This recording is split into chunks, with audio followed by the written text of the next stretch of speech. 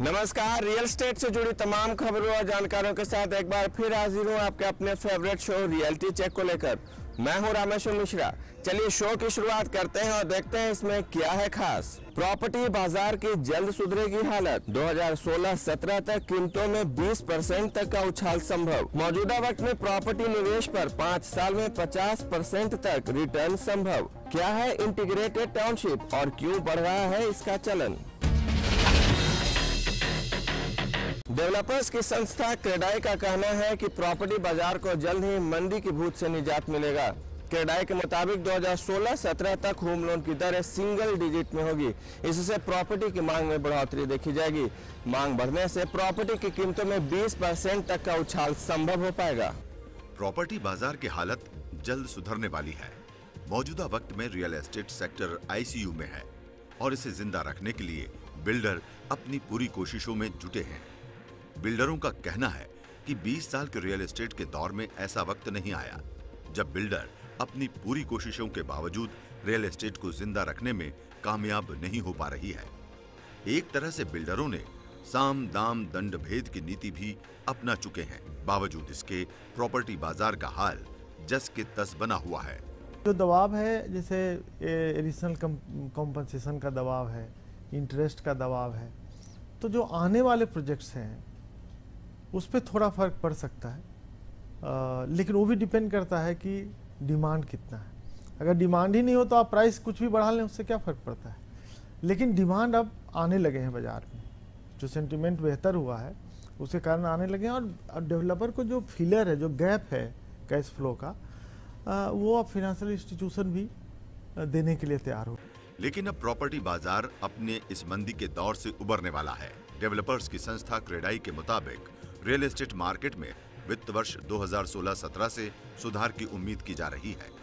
2016-17 तक home loan दरें single digit में होंगी। होम लोन रेट में कटौती से घरों और कमर्शियल स्पेस की मांग बढ़ेगी। प्रॉपर्टी बाजार में सुधार का दौर इस साल फेस्टिव सीजन से शुरू हो जाएगा। घरों की मांग बढ़ने से कीमतों में भी सुधार देखी जाएगी। अनुमान है कि प्रॉपर्टी की कीमतों में 20% तक का उछाल देखा जा सकता है। जानकारों का कहना है कि रियल एस्टेट मार्केट का ये दौर हमेशा देखने को मिलता है, लेकिन इस बार ये ज्यादा वक्त के लिए ठहर गया।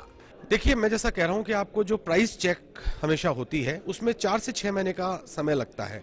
तो अब मैं सोचता हूं कि जैसे ये फाइनेंशियल ईयर गया है तो आने वाले 4-5 महीनों में आप देखेंगे कि धीरे धीरे बहुत ज्यादा सुधार होगा, क्योंकि डिमांड डेफिनेटली है।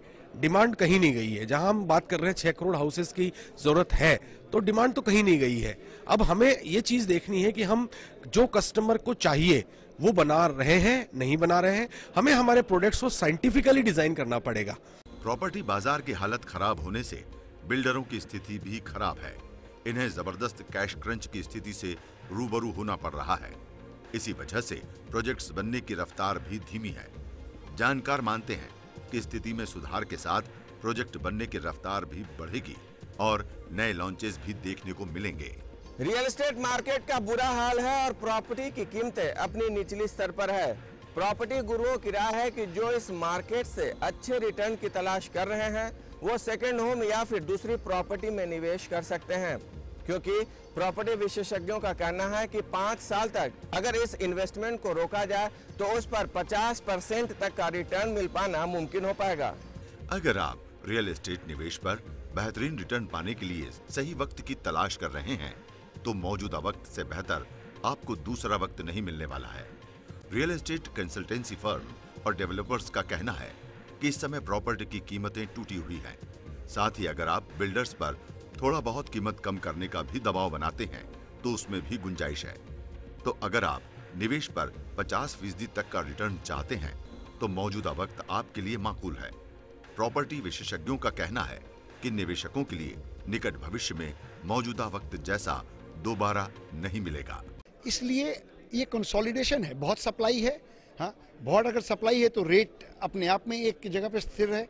मेरे ख्याल से तो ये बायर्स के लिए सुनहरा मौका है खरीदने का, क्योंकि मैं बताऊं जहां ये मार्केट अगर रेट ऑफ इंटरेस्ट और कम होता है और ये मार्केट तेज होना शुरू होता है तो ये सारी स्कीमें गायब हो जाएंगी। प्रॉपर्टी जानकारों के मुताबिक निवेशकों के लिए रियल एस्टेट मार्केट में निवेश करना कई वजहों से मुफीद है। सबसे पहली वजह है कि घर, ऑफिस स्पेस, दुकान वगैरह की कीमतें मौजूदा वक्त में सबसे कम हैं। दूसरी वजह, इस समय ग्राहकों की सहूलियत के हिसाब से पेमेंट प्लान पर घर मिल रहा है। तीसरी वजह, घर की खरीद पर कई तरह के ऑफर्स और स्कीम वगैरह की पेशकश की जा रही है। चौथी वजह, प्रॉपर्टी खरीद पर ग्राहक भरपूर बार्गेन कर सकते हैं। आने वाले 4 से 6 महीने में कीमत बढ़ने के आसार हैं। साथ ही होम लोन इंटरेस्ट भी सस्ता हुआ है। जब तक सिंगल डिजिट में होम लोन रेट नहीं आएगा, आपका जो भारतीय नागरिक है वो ये जो सस्ता मकान है वो खरीद। रियल एस्टेट का मार्केट निवेशकों के साथ साथ असल खरीदारों के लिए भी बढ़िया है। हालांकि प्रॉपर्टी इंक्वायरी में तेजी देखी जा रही है, लेकिन ग्राहक अभी भी होम लोन रेट में और कटौती के इंतजार में हैं। क्या है इंटीग्रेटेड टाउनशिप और क्यों बढ़ रहा है इसका चलन, देखेंगे इस खबर को एक छोटे से ब्रेक के बाद। आप बने रहिए हमारे साथ।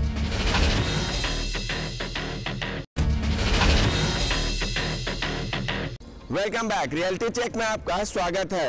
एक ऐसी हाउसिंग सोसाइटी जहां पर घर के साथ हॉस्पिटल, स्कूल वगैरह मिले तो भला लोग क्यों नहीं रहना पसंद करेंगे। जी हां, खरीदारों की दिलचस्पी ऐसी ही इंटीग्रेटेड टाउनशिप में बढ़ रही है। इसी के मद्देनजर बिल्डर भी इस तरह के टाउनशिप बना रहे हैं। इंटीग्रेटेड टाउनशिप यानी एक ही जगह घर के साथ ही स्कूल, हॉस्पिटल, ऑफिस और शॉपिंग कॉम्प्लेक्स की व्यवस्था। यानी कि जब आप सुबह अपने घर से निकलें तो आपको अपने ऑफिस जाने के लिए कई किलोमीटर की सफर करने की बजाय घर की बगल वाली बिल्डिंग में ही जाना पड़े। तो भला कौन नहीं ऐसे घर में रहना चाहेगा। जी हाँ, यही इंटीग्रेटेड टाउनशिप का कॉन्सेप्ट है। इस तरह की टाउनशिप का चलन पहले भी था, लेकिन अब इसमें और तेजी देखने को मिल रही है। वजह साफ है, घर खरीदार इसी तरह की सहूलियत वाली जगह को पसंद कर रहे हैं, जहां सब कुछ एक ही जगह मिल जाता हो।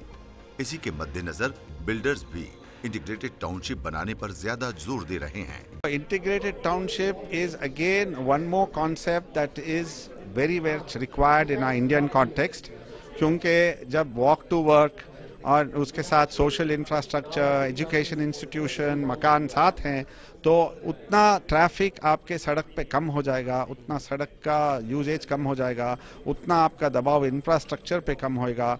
और ये कॉन्सेप्ट बहुत पॉपुलर होते जा रहा है और एक बार हम सही ठीक माने से कर देंगे तो बहुत अच्छी है। देश के सभी बड़े डेवलपर्स इस तरह की टाउनशिप बना रहे हैं, जिसमें hotel, hospital, golf course, office की व्यवस्था होती है। इनमें Jaypee Greens, Omaxe, Web Infratech, ATS Infratech, Gaursons प्रमुख हैं।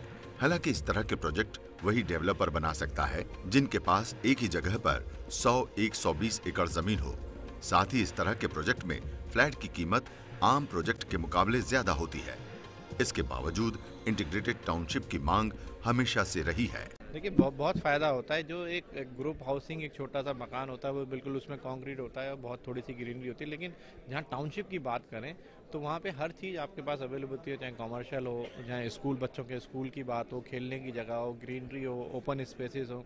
तो टाउनशिप में एक पूरा लाइफ। प्राइवेट बिल्डर्स के अलावा सरकार भी इस तरह की एकीकृत टाउनशिप बनाने पर जोर दे रही है, जहां रहने की जगह पर ही ऑफिस बनाए जा रहे हैं। यूपी सरकार भी इस तरह की एक बेहतरीन टाउनशिप बना रही है। माना जा रहा है कि आगे आने वाले समय में इंटीग्रेटेड टाउनशिप के कॉन्सेप्ट का चलन और तेजी से बढ़ेगा। चलिए, वक्त हो चला है रियल एस्टेट से जुड़ी हलचल पर नजर डालने का रियलिटी न्यूज में। मुंबई में बढ़ती प्रॉपर्टी की कीमतें और घरों की कमी के मद्देनजर अब महाराष्ट्र सरकार ने रेंटल हाउसिंग स्कीम को फिर से लॉन्च करने की योजना बनाई है। इस बार सरकार बेहतर और सरल नियमों के साथ इस स्कीम को लॉन्च करेगी। दरअसल पिछली बार लॉन्च की गई इस स्कीम में बिल्डरों ने दिलचस्पी नहीं दिखाई थी, लेकिन किराए के घर की लगातार बढ़ती मांग के मद्देनजर पूरे महाराष्ट्र में रेंटल हाउसिंग स्कीम लॉन्च करना जरूरी हो गया है। ग्रेटर नोएडा वेस्ट में फ्लैट बुक कराए लोगों के लिए अच्छी खबर है। इस इलाके में फ्लैट बना रहे डेवलपर्स के मुताबिक इस साल के अंत तक करीब 50,000 फ्लैट्स के पोजीशन दिए जाने की उम्मीद है। इस इलाके में कई बिल्डरों के करीब 90% काम हो चुके हैं और बाकी के 10% काम इस साल के पहले ही पूरा कर लिया जाएगा। ग्रेटर नोएडा वेस्ट में करीब 3 लाख फ्लैट बनाना प्रस्तावित है। उम्मीद की जा रही है कि 5 साल में यहाँ 1 लाख से ऊपर परिवार रहना शुरू कर देंगे। दिल्ली में अब जमीन संबंधी जानकारी के लिए लोगों को रेवेन्यू ऑफिसों के चक्कर नहीं काटना पड़ेंगे। दक्षिणी पश्चिमी राजस्व जिला ने यहाँ के प्रॉपर्टी के दस्तावेजों का कंप्यूटरीकरण कर दिया है। dlrc.delhi.govat.nic.in के जरिए लोग अब घर बैठे जान सकेंगे कि किस खसरा नंबर का मालिक कौन है और किस जमीन का सही अधिकारी कौन है। ये जानकारी 24 घंटे कंप्यूटर पर उपलब्ध होगी।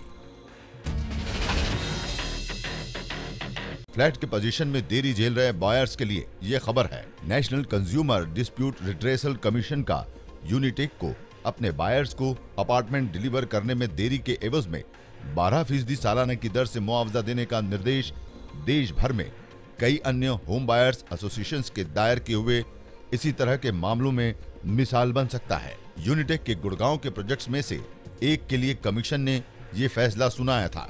देश भर के आधे से ज्यादा रियल एस्टेट प्रोजेक्ट्स इस वक्त 12 महीने से ज्यादा की देरी से चल रहे हैं। इनमें से करीब 25% प्रोजेक्ट्स ऐसे हैं जिनमें 36 महीने से भी ज्यादा की देरी हुई है। लोग अब जागरूक हो गए हैं कि वे बिल्डर को टक्कर दे सकते हैं। अभी वक्त है एक छोटे से ब्रेक का। ब्रेक के बाद बहुत कुछ है खास, आप बने रहिए हमारे साथ।